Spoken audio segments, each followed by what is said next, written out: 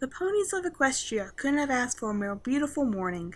Celestia's grand sun slowly crept over the horizon, its majestic rays coating the land in a warm golden light. Even the land's countless critters felt livelier on this particular morning, the birds carrying an extra sense of pep behind their singing tones, and the skittering squirrels being just a bit more squirrely. Nobody in their right mind would deny that this scene was the quintessential example of serenity at its finest, at its purest, at its most peaceful. So naturally the sight would last for all of 5 seconds. No sooner did the sun make his presence known in the sky did the ground beneath it begin to tremble and quake. Surrounding animals merely stopped in their tracks at first, looking down at the ground in confusion. Soon after, they all scattered, running for their lives as the very ground beneath them split apart, slowly but very clearly moving of its own accord. Massive cracks broke out across the once pristine land for what must have been miles, sending bits of rocky debris flying in all manners of directions. It was nothing short of a miracle that the worst of the destruction took place in a desolate plot of grassy land, the casualties being nothing more than particularly unfortunate daisies and tulips, as they were swallowed up by the earth's growing maw. Not long after the ground was ripped asunder did another sight make the already unusual phenomenon even more so. From the deep, dark depths of the earth rose a terrifying, magnificent structure. Though its general shape, a cylinder, wasn't very elaborate, the structure itself was anything but. The translucent crystal that made up the structure, despite being buried underneath for what must have been centuries, if not millennia, still shone and glittered brilliantly in the sun, not so much a grain of dirt clinging to its flawless surface. The tower's perimeter was lined with hundreds of flights of spiral stairs, all of which led into chambers inside the structure, and that was to say nothing of its sheer size. Even after dwarfing Canterlot Castle itself, it still rose, piercing the sky and threatening to enter the heavens itself. The structure's ascent, of course, was not without its own consequences. Dozens of pieces of boulder-sized debris fell from the structure's surface, crashing to the already ruined ground below, and that was ignoring the many pieces that were simply sent flying for a celestial knows how far. It took minutes, though. It doubtlessly seemed like an eternity for all who felt the trembling, but the tower finally slowed to a stop. Then all was silent, eerily so, save for the wind whistling above the structure. If one listened closely, it almost sounded like the wind was shouting, "Holy balls, that is big!" It sounded strangely like an astonished cow. The tower just stood there, a massive glittering protrusion from the quivering remains of the ground that would have left Hoofenfreud frothing at the mouth. Yet its not compensating at all nature wasn't the only unusual thing about it. Though it was virtually impossible even for Pegasi to see, the tower was not completely abandoned. Standing atop this structure, a single slip away from a very, very long trip back down, were two figures. A pony, as well as a centuries-old, thing. So, for simplicity's sake, it was a demigod. Though it wasn't to say that they were acquaintances, goodness no. The massive tower may just have jutted out of the ground, but this was hardly any reason to make any far-fetched assumptions. A wicked smile cracked across Alizodal's massive mouth as he looked down at the two inky black crystal swords in his hand, both glistening as though they were windows into the deepness of space itself. The galactic armaments, the weapons supposedly used by the very parents of Equestria's two princesses, the most powerful artifacts in all the land, even the elements of harmony seemed paltry in comparison.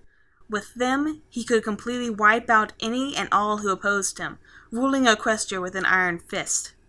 He tapped a victorious foot on what would soon be his royal castle. His eyes shifted over to the massive crystal throne planted so prominently at the center of the tower. It would offer the perfect view of the weak-minded insects below as all chaos rained down upon them. All they saw, all that the light touches, would soon be his. And to think his colleagues said he was crazy. He released a hearty howl of laughter, in fact. Laughing was all he did during the tower's lengthy rise into the sky. Even more, in fact. He would have kept on laughing if he wasn't cut off by a sudden need for breath that sent him into a coughing fit. After world domination, he would need to work on his lung capacity. Priorities, priorities. "You won't get away with this, Alizotl," shouted a very familiar voice.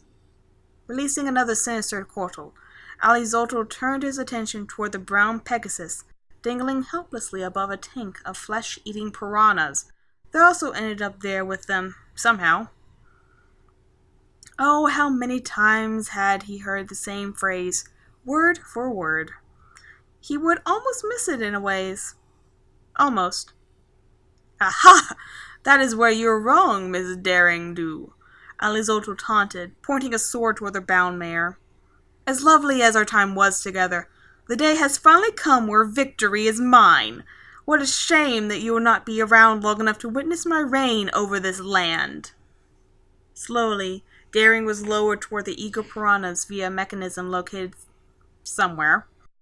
Honestly, this was hardly the appropriate time for her to worry about such tiny details. She strained and strained, teeth gritting in determination, but the ropes that bound her refused to give. Not even her tried-and-true techniques worked. He must have gotten smarter with his knots. Of course, she still had her other very hungry problem to worry about. "Why does it always have to be piranhas?" she muttered. Alizotl said. "I would be careful, Miss Dew. Wrong one snip at the ropes, and you may become an express meal for my pets." He punctured his ominous warning with another evil laugh. With each passing second, the distance between Daring-Do and the excited carnivores grew increasingly smaller. Even with the possible death staring her smack in the face, she couldn't help but kicking herself for allowing herself to end up in such a situation. She became too cocky after all of her previous victories over Alizotl. She grew careless. That was what had led her right into that trap rigged with knockout gas that he managed to set up somehow. Somehow, it felt like a lot of her encounters with Alizotl had just as many plot holes as her later books. Worst of all, it was all going to end so anticlimactically. Not a single explosion in sight, or a manticore rodeo, or a temple rigged with copious amounts of chocolate-themed traps, or just about anything else from her dream journal. Nope, just boring, eaten to death by, insert carnivore here. She could think of at least 50 far more interesting things to put in the final book, and at least 15 of those involved chocolate. Ugh, great. Now I'm going to die hungry, too. Is that ironic, all things considered? Mere seconds remained between Daring and the fish as Alizotl watched with sickeningly pleased smile. "Come on, Dew, think of something. Anything." Yet right before she was within perfect snacking range, she stopped. Not due to some malfunction with the mechanism, amazing as that would have been, but something else. It took her a moment, but Daring soon noticed a faint gold shimmer dancing in front of her vision. Alizotl could only stare on, mouth agape, as his mind tried to make sense of the light before him. It really couldn't, and it really wasn't paid enough to even bother in the first place. What in the... Daring-Do, a pony last Alizotl checked, couldn't use magic, was coated in a golden magical aura.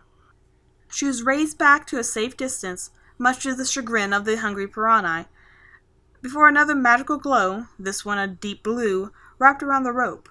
In the blink of an eye, the rope disintegrated, leaving the demigod's nemesis safely floating in that golden aura.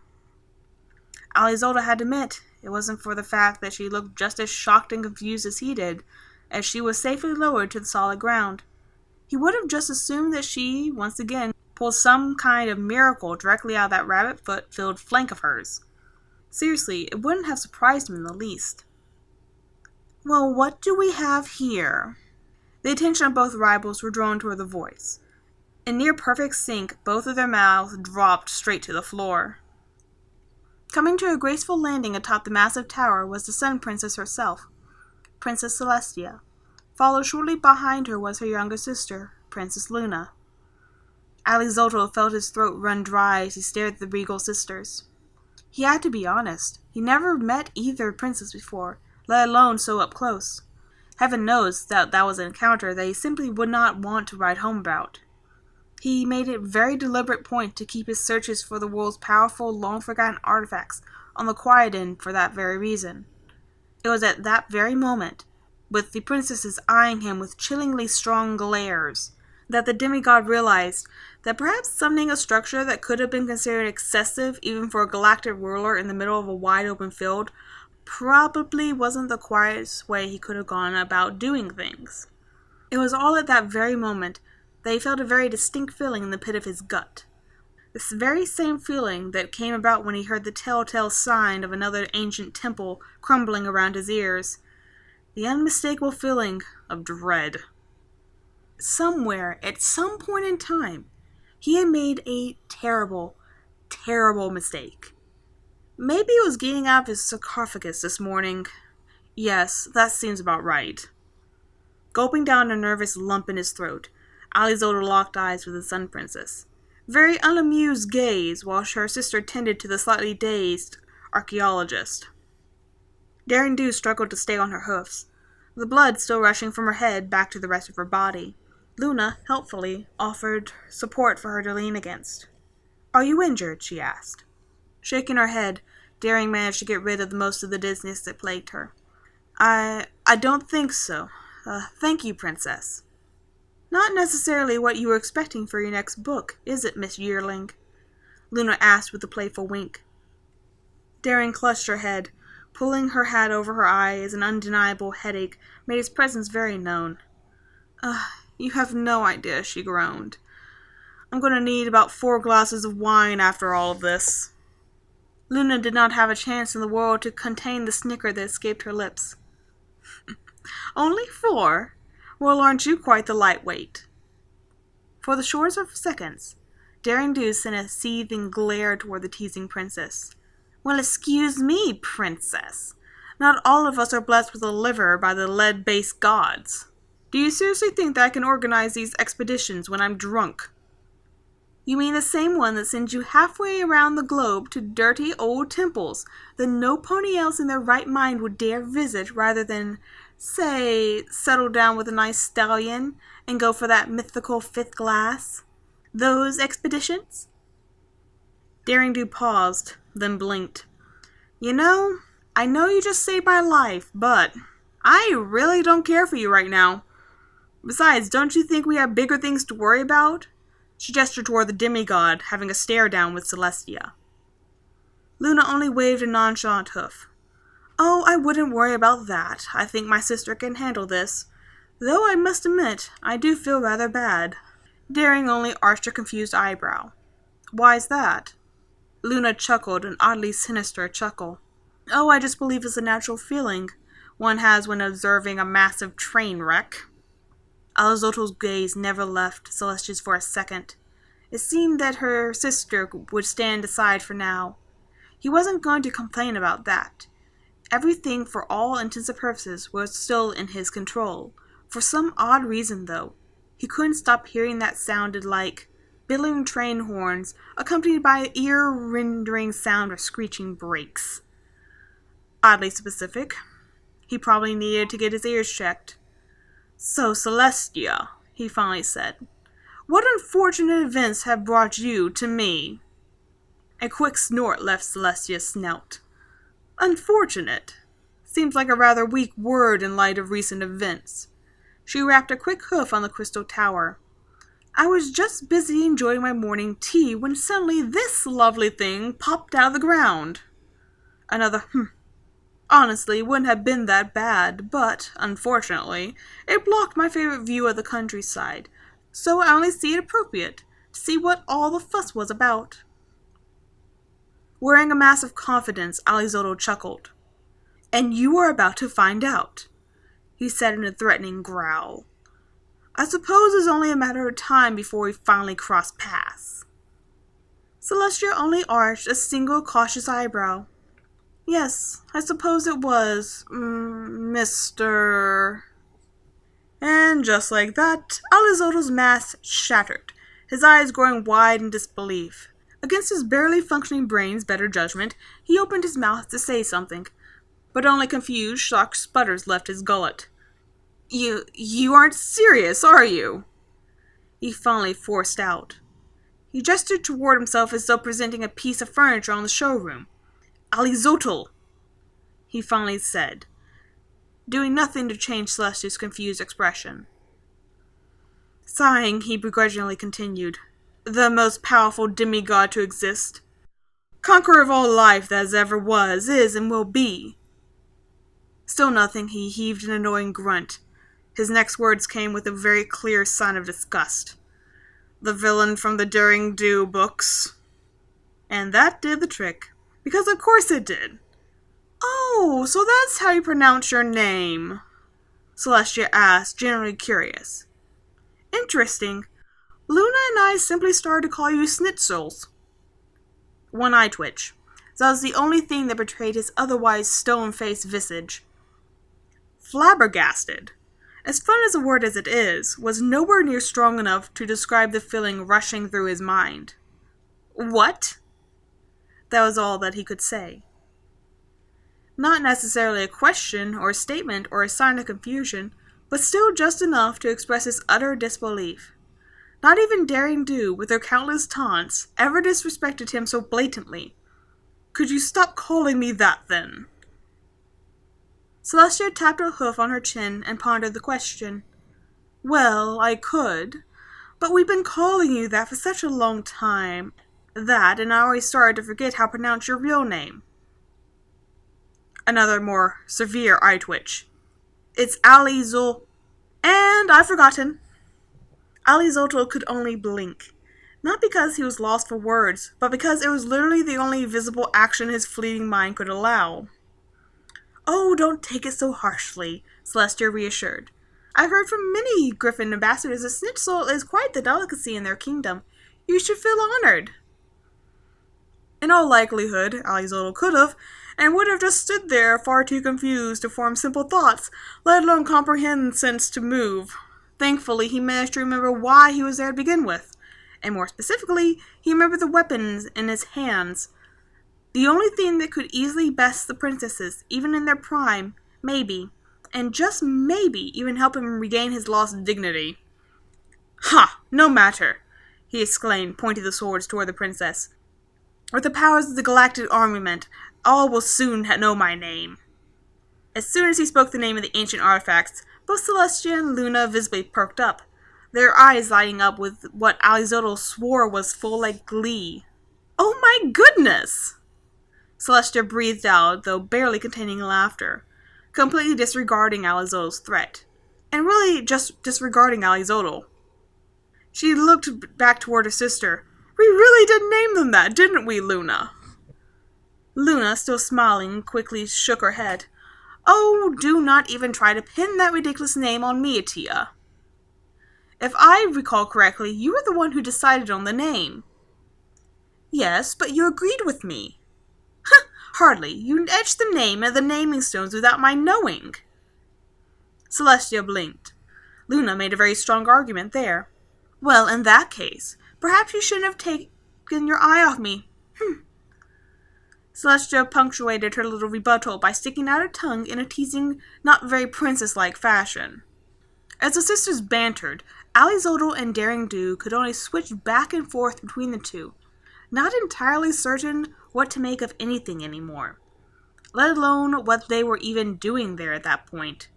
Near life-and-death battles over old pieces of metal and stone, perfectly understandable. Caught between the sisterly bickering of Questia's two most respected figures, a little more difficult to wrap the head around. Fortunately for Alizotl, he didn't need to bother trying to wrap his head around anything. Honestly, his brain probably wasn't going to allow anything that strenuous at this point. Remembering once again that he was a villain, he promptly returned to the appropriate mindset. "Enough of this!" he shouted. "The reign of the two sisters ends now, wench!" And with a mighty cry he lunged towards Celestia, sword poised to strike. Placing all his strength behind the blow, he swung down, aiming for Celestia's head. Celestia's ear perked up at the sudden outburst. "Did he just call me wench?" As he rushed forward, Alizotl was already cackling a maniacal cackle. He felt the blow as it collided with Celestia's skull, shaking his own down to the bone. In his mind, he could already hear the princess's final scream, her limp, defeated body falling to the ground miles below. The sound of thousands of years of chaos has come. Oh, it sounded delightful. It sounded like victory.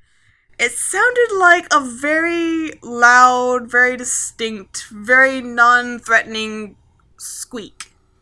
What was supposed to be a sinister victory smirk plastered across Alizol's face was instead an expression of utter surprise. Once again, his mind threatened to enter some subconscious state of hibernation as it struggled to piece together the sight mere inches from his face. Not only was the princess still standing, but the sword didn't even do what swords were generally meant to do, as in cut things. Instead, it bounced off of Celestia's head as though it was made of rubber, with not even a single hair of her thorough mane out of place. The Sun Princess slowly turned her attention back toward the frozen demigod. He looked back down at the sword, then back up at the princess's unamused expression. Back down at the swords, back up at the princess, maybe if he used the other sword. "Did you honestly just call me a wench?" Celestia asked. Without warning, he swung again, somehow convincing himself that his last attempt was a fluke, that the princess deflected with some kind of squeaky force field. Another direct hit, this one aimed at the neck. Again, it bounced off with a very loud squeak, just like the first. The princess not so much as flinched. Not one to be easily defeated by something as flimsy as reality, Alizotl swung again, and again, and again. Squeak, squeak, squeakers. It wasn't long before Celestia stared down at the so-called demigod with an almost motherly serene sense of pity. Yet he was still attacking her with the sword that wasn't. "Should we tell him that it's not working?" Luna asked in between squeaks. "I'm certain he'll figure it out eventually." Soon enough, Alizotl did end his futile attempts, if only because his arm grew tired. It may have been a useless sword, but it still had the same weight as one. "I don't understand," he said, exasperated. "Clearly," Celestia muttered. "Why isn't this working? You should be dead right now." Funnily enough, his frustration only brought a confused frown to Celestia's face. "Oh, you actually thought that was the real swords." "Yes!" Alizotl snapped. The confusion on Celestia's face only grew even more apparent. Well, it would be very inappropriate for a parent to allow their fillies to play with real weaponry, wouldn't you agree? Again, all the anger flushed out of Alizotl's face, only replaced by dumbstruck disbelief. "What?" he asked, his voice almost a whimper. "While it is true that our parents utilized very powerful weaponry to combat the dark forces that plagued Equestria, in the far past those weapons have long since been destroyed. These are merely replicas of those weapons. Replicas, mind you, that have been enchanted to be completely harmless." Alizotl felt more and more energy drained from his body with every enlightening word that left the princess's mouth. So these are just toys," Celestia calmly said. "They are just toys, Mr. Schnitzel. You just tried to attack a princess, which was essentially an exquisite piece of plastic. But don't fret too much. I can think of quite a few more instances, more foolish than that, if it helps." "No, you can't," Luna chirped from the sidelines. Celestia quickly hushed her. "Luna, not while I'm consoling the imbecile," she muttered. Clearing her throat, she looked back at the rejected regent. "Honestly, you raising this entire structure was a rather massive waste of time," she said, gesturing toward the tower itself. "This place was just meant to serve as a playground for Luna and I."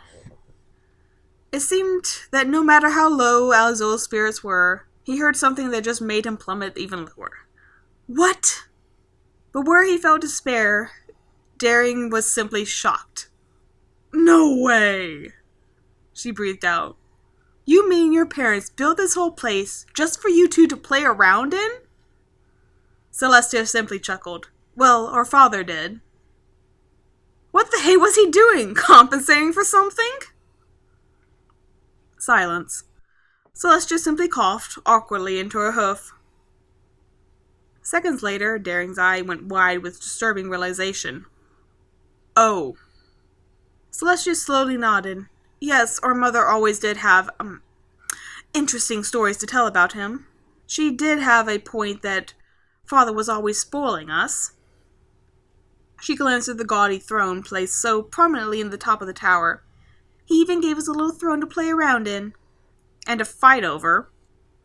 Before he could utter another disappointed word, Alizodel felt something tug against one of the swords in his hand. Looking down at it, he saw that it was wrapped in a dark blue magical aura. He didn't have a chance to fight back before it yanked it out of his grip, flying towards Luna as she jumped in front of Celestia.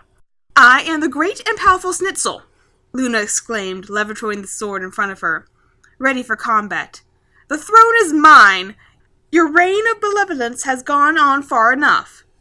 Celestia only shook her head in a way that the older sister did, implying the question was how the two were even remotely related. "Luna, honestly, this isn't exactly the best time to—" Unfortunately, Luna wasn't about to let her finish.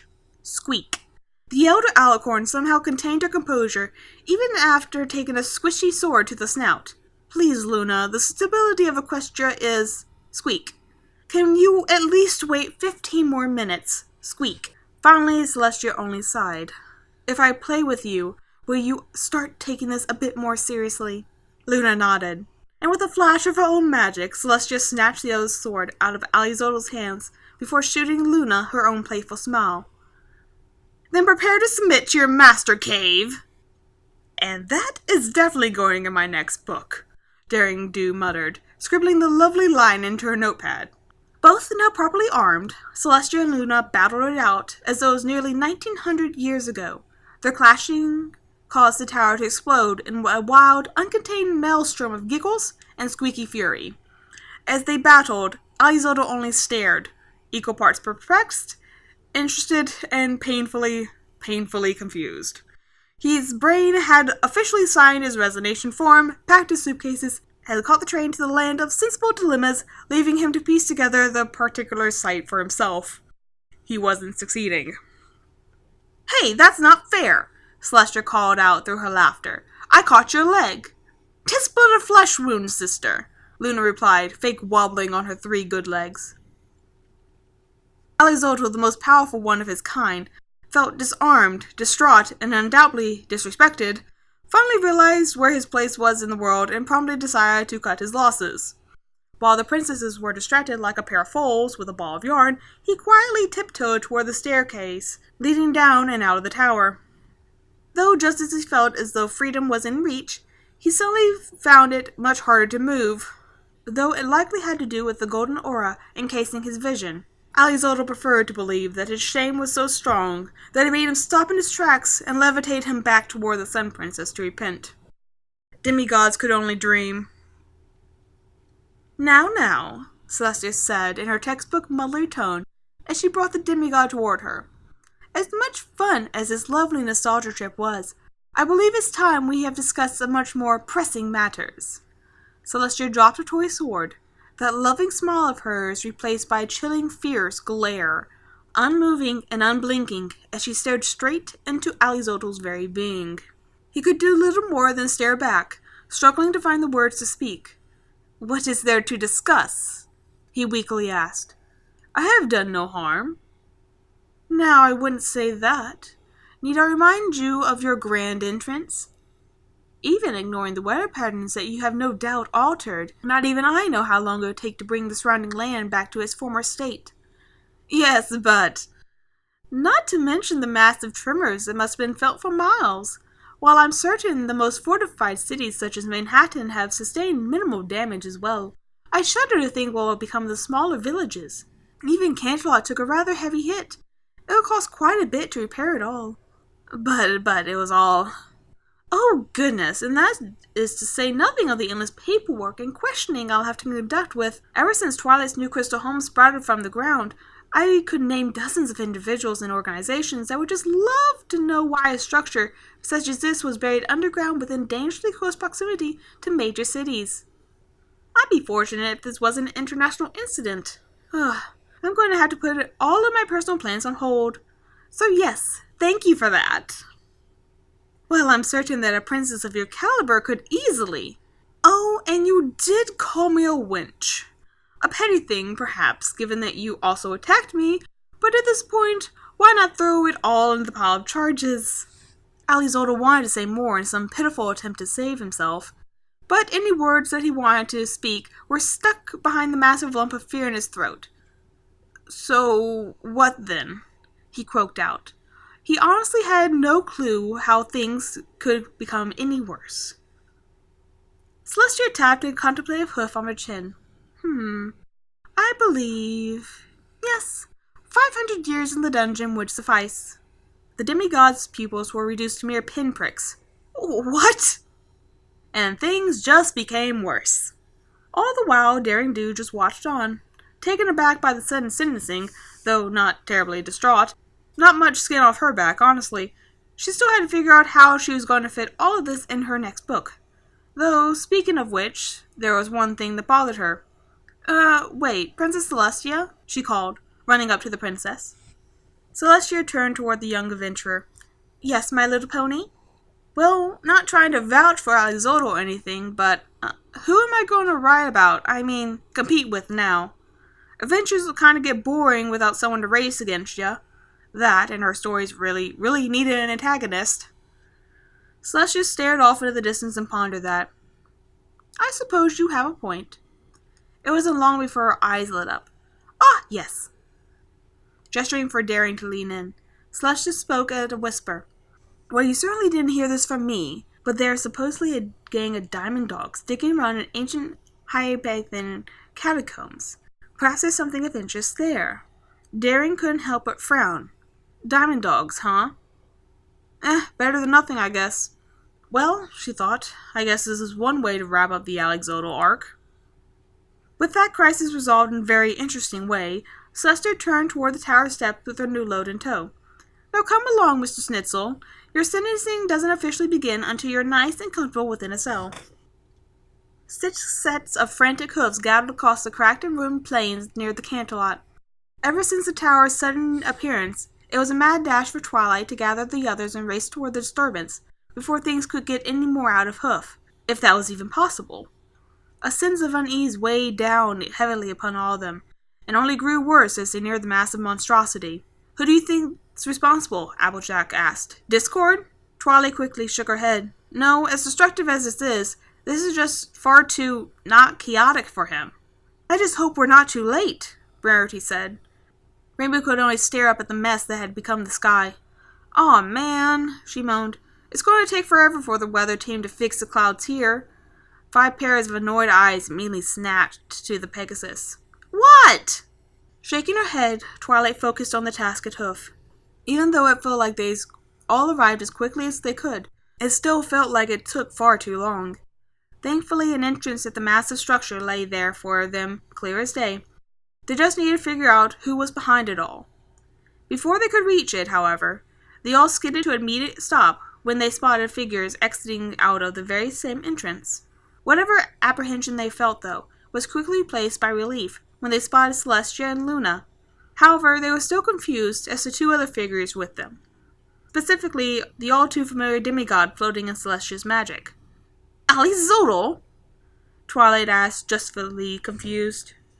But when she felt confusion, Pinkie Pie felt joy at the same old crap. Oh, hi, Mr. Schnitzel, she chirped.